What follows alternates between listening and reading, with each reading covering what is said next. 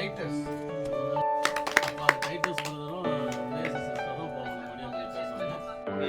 அவன் பேர் தெரியல. வருத்தத்தில் இருப்பவன் சகோதரன்.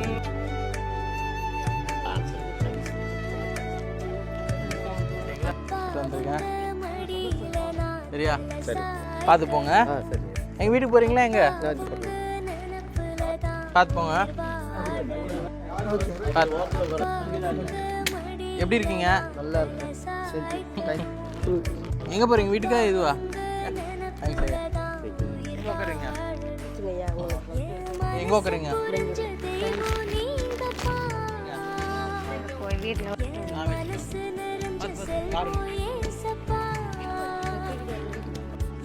கூப்பிடுங்களா? பார்த்து